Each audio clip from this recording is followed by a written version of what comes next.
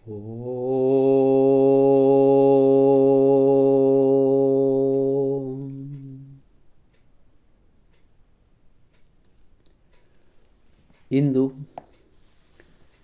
ಮರುಳ ಮುನಿಯನ ಕಗ್ಗ ದರ್ಶನ ನಿವೇದನೆ 3. ಇವತ್ತು ನಾನು ನಿನ್ನೆ ಹೇಳಿದ ಹಾಗೆ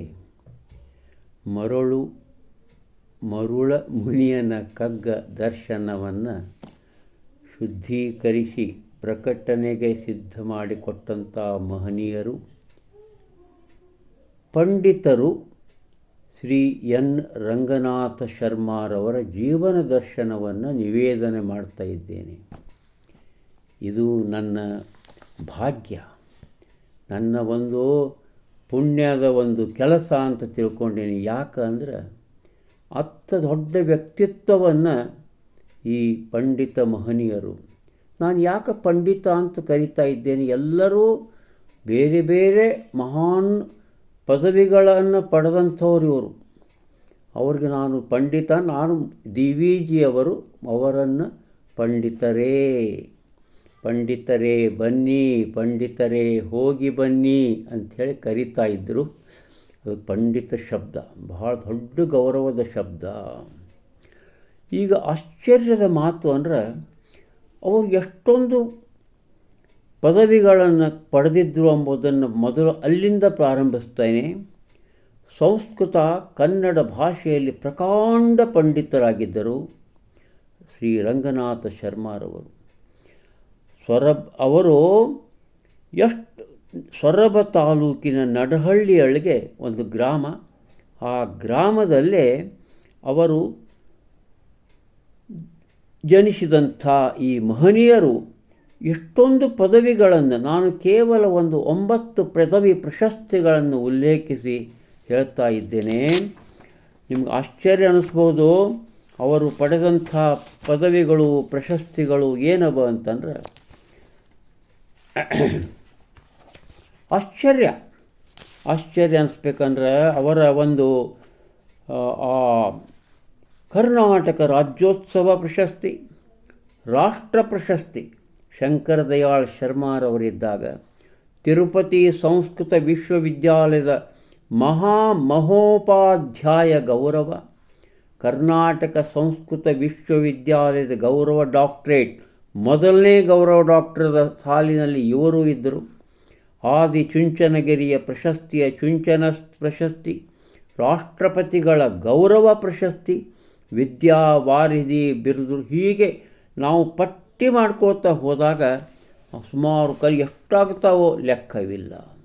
ಅಷ್ಟೊಂದು ಪ್ರಶಸ್ತಿಯನ್ನು ಪಡೆದಂಥ ಈ ಮಹನೀಯರು ಸೊರಬ ತಾಲೂಕಿನ ನಡಹಳ್ಳಿಯಲ್ಲಿ ಜನಿಸಿದ್ದಾರೆ.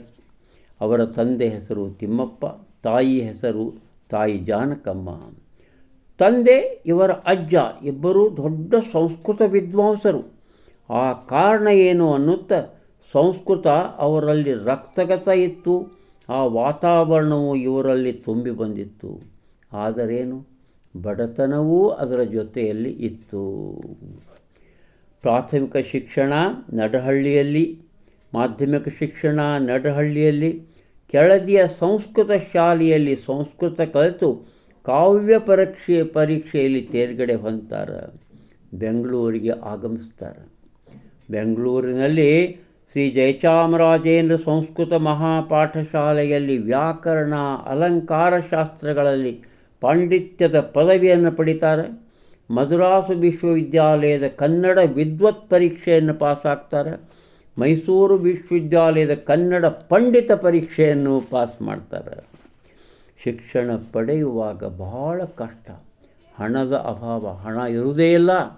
ವಾರಾನ್ನ, ಭಿಕ್ಷಾನ್ನ, ಒಮ್ಮೊಮ್ಮೆ ಸ್ವಲ್ಪ ಹಣ ಇದ್ದಾಗ ಒಂದು ಅಕ್ಕಿಯನ್ನು ಒಂದು ಬೇಳೆಯನ್ನು ತಂದು ಅನ್ನ ಸಾರು ಮಾಡಿಕೊಂಡು ಉಣ್ತಾರೆ.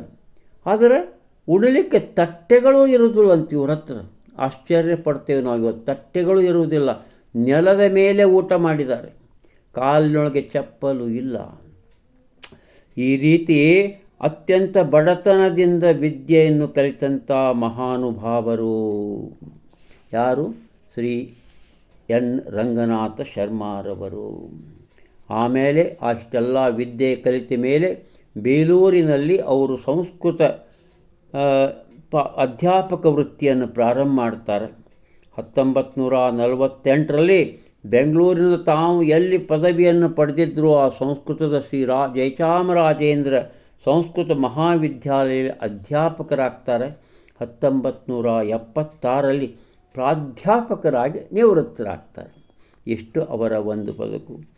1900 ಅವರ ಲಗ್ನವೂ ಆಗ್ತದೆ. 41ರಲ್ಲಿ ತಾಯಿ ಕಮಲಾಕ್ಷಿ ಅವರ ಜೋಡಿ 2 ಗಂಡು 2 ಹೆಣ್ಣುಗಳ ಒಂದು ಸಂಪತ್ತು, ಸಂತಾನ ಸಂಪತ್ತಿನ ಅವರು ಯಜಮಾನರು. ಈಗ ಆಶ್ಚರ್ಯ ಅನಿಸೋ ಹಂಗೆ ಪೂಜ್ಯ ಡಿ ವಿ ಜಿ ಅವರಿಗೆ ಯಾವಾಗ ಅವರು ಜಯಚಾಮರಾಜೇಂದ್ರ ಒಡೆಯಲ್ಲಿ ಪ್ರಾಧ್ಯಾಪಕರಾದರೋ ಅವತ್ತಿನಿಂದ ಅವರಿಗೆ ಪರಿಚಯ. ಡಿ ವಿ ಜಿ ಅವರಿಗೆ ಪರಿಚಯ. ಡಿ ವಿ ಜಿ ಅವರು ಅವರ ವಿದ್ವತ್ತನ್ನು ಕಂಡು ಆಶ್ಚರ್ಯಪಟ್ಟಿದ್ರು. ಇಷ್ಟಲ್ಲ, ಅವರಿಗೆ ಪಂಡಿತರೇ ಅಂಥೇಳಿ ಸಂಬೋಧನಾ ಮಾಡ್ತಿದ್ರು. ಇತ್ಲಾಗ ರಂಗನಾಥ ಶರ್ಮಾರವ್ರಿಗಂತೂ ಆವಾಗ ಡಿ ವಿ ಜಿಯವ್ರ ಪ್ರಖ್ಯಾತಿಯನ್ನು ಪಡೆದದ್ದನ್ನು ನೋಡಿ ಅವರನ್ನು ಭಕ್ತಿಯಿಂದ ಆರಾಧನೆ ಮಾಡ್ತಾಯಿದ್ರು, ಗೌರವದಿಂದ ಕಾಣ್ತಾ ಇದ್ದರು. ಇಷ್ಟೇ ಅಲ್ಲ, ಪ್ರತಿ ವರ್ಷದಲ್ಲಿ ಬರುವಂಥ ದೀಪಾವಳಿ, ವಿಜಯದಶಮಿ ಈ ಪುಣ್ಯ ದಿನಗಳಲ್ಲಿ ತಾವು ಸ್ವತಃ ಡಿ ವಿ ಜಿಯವರ ಮನೆಗೆ ಬಂದು ಅವರಿಗೆ ನಮಸ್ಕರಿಸಿ ಆಶೀರ್ವಾದವನ್ನು ಪಡೀತಾ ಇದ್ದರು. ಯಾರು? ಎನ್ ರಂಗನಾಥ ಶರ್ಮಾ, ದೊಡ್ಡ ಮಹಾನ್ ವಿದ್ವಾಂಸರು. ಅವರಲ್ಲೇ ಆ ಪಾಂಡಿತ್ಯ ಉಳಿದು ಬಿಡಬಾರ್ದು, ಈ ಪಾಂಡಿತ್ಯ ಜನರಕ್ಕೆ ಉಪಯೋಗ ಆಗಬೇಕು ಅಂಥೇಳಿ ಡಿ ವಿ ಜಿ ಅವರಿಗೆ ಪ್ರೋತ್ಸಾಹಿಸಿ ಅವರ ಕಡೆಯಿಂದ ಗ್ರಂಥಗಳ ರಚನೆಯನ್ನು ಪ್ರಾರಂಭ ಮಾಡಿಬಿಡ್ತಾರೆ. ಮುಖ್ಯವಾಗಿ ಹೇಳ್ತಾರೆ, ನೀವು ಶ್ರೀಮದ್ ರಾಮಾಯಣವನ್ನು ಕನ್ನಡದಲ್ಲಿ ಅನುವಾದಿಸಿರಿ ಅಂಥೇಳಿ ಆ 24,000 ಶ್ಲೋಕಗಳ ಕನ್ನಡ ಇವತ್ತು 6 ವಾಲ್ಯೂಮ್ಸ್ಗಳಲ್ಲಿ ಕನ್ನಡದಲ್ಲಿ ಲಭ್ಯವಿದೆ. ಅದರಂತೆ ನೆಕ್ಸ್ಟ್ ಮುಂದೆ ಬರೀತದೆ ವಿಷ್ಣು ಪುರಾಣ, ಮದ್ಭಾಗವತ, ಅನೇಕ. ಆಮೇಲೆ ನಮ್ಮ ಅಮರಸಿಂಹನ ಅದು ಅಮರಕೋಶ, ಆಮೇಲೆ ಇನ್ನೂ ಅನೇಕ ಅತ್ಯಂತ ಮುಖ್ಯವಾಗಿ ಸುಮಾರು 80ಕ್ಕೂ ಮೀರಿದ ಗ್ರಂಥ ರಚನೆಗಳು ಶ್ರೀ ಎನ್ ರಂಗನಾಥ ಶರ್ಮಾರವರಿಂದ ಆಗಿವೆ. ಅತ್ಯಂತ ಪ್ರಮುಖವಾಗಿ ಈ ನಾನು ಹೇಳಿದಂಥ ಗ್ರಂಥಗಳು.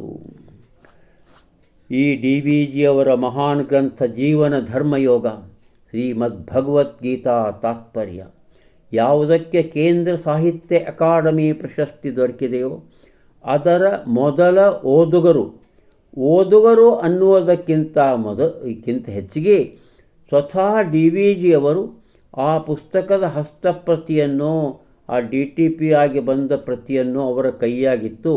ಪಂಡಿತರೇ, ದಯವಿಟ್ಟು ಇದನ್ನು ಅವಲೋಕಿಸಿರಿ, ಎಲ್ಲೆಲ್ಲಿ ನಾನು ತಿದ್ದಬಹುದು, ಎಲ್ಲೆಲ್ಲಿ ನಾನು ಮಾಡಬಹುದು ತಪ್ಪು ಅಂತ ಅನಿಸಿದೆಯೋ ಹೇಳಿರಿ ಅಂತ ಹೇಳಿದಾಗ ಇವರು ಆ ಇಡೀ ಗ್ರಂಥವನ್ನು ಅವಲೋಕಿಸಿ ಕೊಟ್ಟರು. ತಮಗೆಲ್ಲ ಗೊತ್ತಿದೆ, ಆ ಜೀವನ ಧರ್ಮ ಯೋಗ ಶ್ರೀಮದ್ ಭಗವದ್ಗೀತಾ ತಾತ್ಪರ್ಯ, ಭಗವದ್ಗೀತೆ ಮೇಲೆ ಬಹಳ ಅದ್ಭುತವಾದ ಗ್ರಂಥ. ಕೆಲವರು ಹೇಳ್ತಾರೆ ಲೋಕಮಾನ್ಯ ತಿಲಕರು ಶ್ರೀ ಗೀತೆ ಮೇಲೆ ಬರೆದಂಥ ಗ್ರಂಥ, ಅದಕ್ಕೆ ಸರಿಸಮಾನ ಇಷ್ಟೇ ಅಲ್ಲ, ಅದನ್ನು ಮೀರಿದಂಥ ಗ್ರಂಥ ಇದು. ಇಂಗ್ಲೀಷ್ನಲ್ಲಿ ಅವಶ್ಯವಾಗಿ ಅನುವಾದ ಆಗಬೇಕು ಅಂತ ಕೆಲವರ ಅಭಿಪ್ರಾಯ ಇದೆ, ನಂದು ಇದೆ.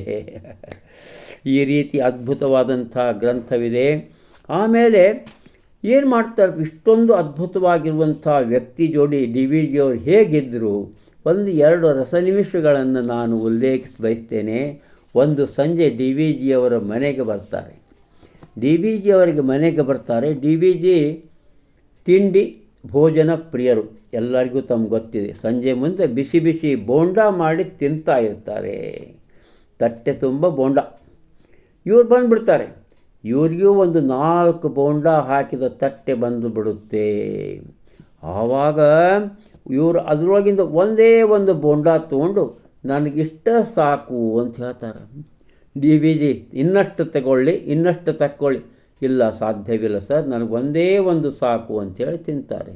ಆವಾಗ ಡಿ ವಿ ಜಿ ಏನು ಹೇಳ್ತಾರಂದರೆ, ಏನಪ್ಪ ನೀನು, ನಿನ್ನ ಹೊಟ್ಟೆ ಲೇಡೀಸ್ ರಿಸ್ಟ್ ವಾಚ್, ನಿನ್ನ ಹೊಟ್ಟೆ ಲೇಡೀಸ್ ರಿಸ್ಟ್ ವಾಚ್, ನಂದು ನೋಡು ವಾಲ್ ಕ್ಲಾಕ್, ನಂದು ವಾಲ್ ಕ್ಲಾಕ್ ಅಂಥೇಳಿ ನಗಿಸ್ತಾರೆ.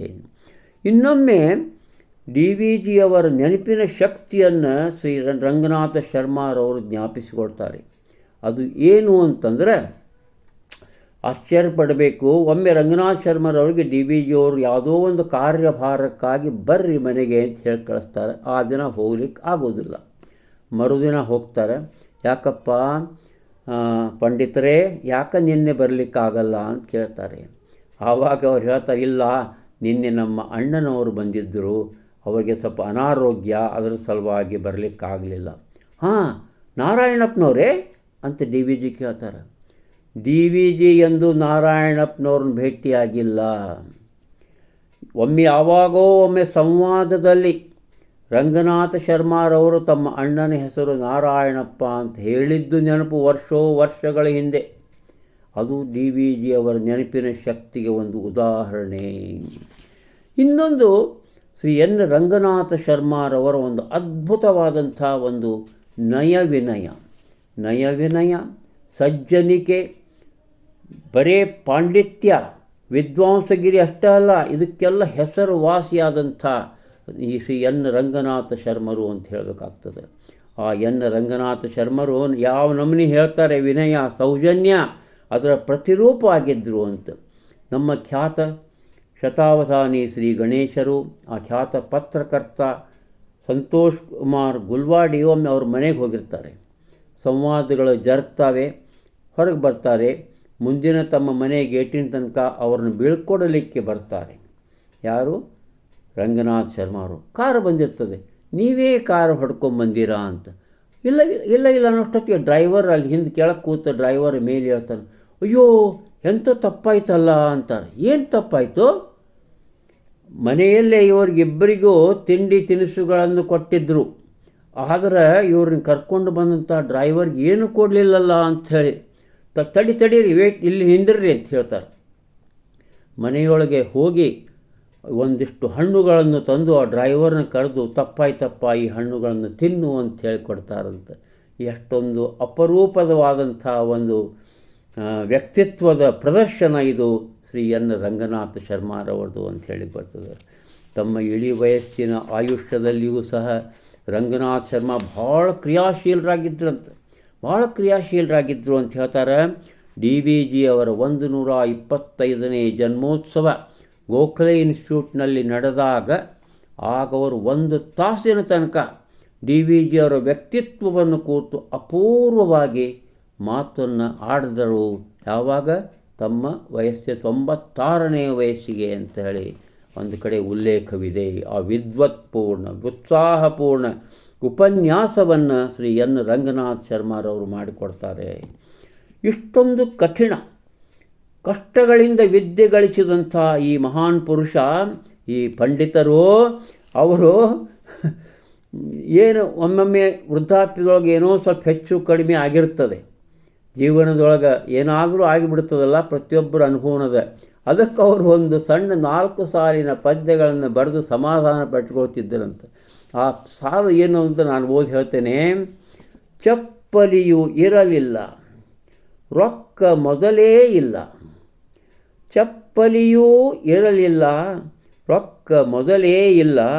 20 ಮನೆಗಳಲ್ಲಿ ಭಿಕ್ಷೆಯನ್ನು ಬೇಡಿ, 20 ಮನೆಗಳಲ್ಲಿ ಭಿಕ್ಷೆಯನ್ನು ಬೇಡಿ, ಸೊಪ್ಪು ತಿಪ್ಪೆಗಳನ್ನು ಚಪ್ಪರಿಸಿ ತಿಂದೆಯಲೋ, ಮುಪ್ಪಿನಲ್ಲಿ ತೆಪ್ಪಗಿರು ಬೊಪ್ಪ ಮೇಲಿಹನು.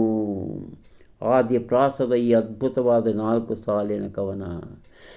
ನಮ್ಮ ಆಶ್ಚರ್ಯನಂತ ಶ್ರೀ ರಂಗನಾಥ್ ಶರ್ಮರು ಮುಂದೆ 98ನೇ ವಯಸ್ಸಿಗೆ 25ನೇ ತಾರೀಕು ಜನವರಿ 2014ರಲ್ಲಿ ಮೈಸೂರಿನಲ್ಲಿ ತಮ್ಮ ಜೀವನ ಯಾತ್ರೆಯನ್ನು ಮುಗಿಸಿದ್ದಾರೆ.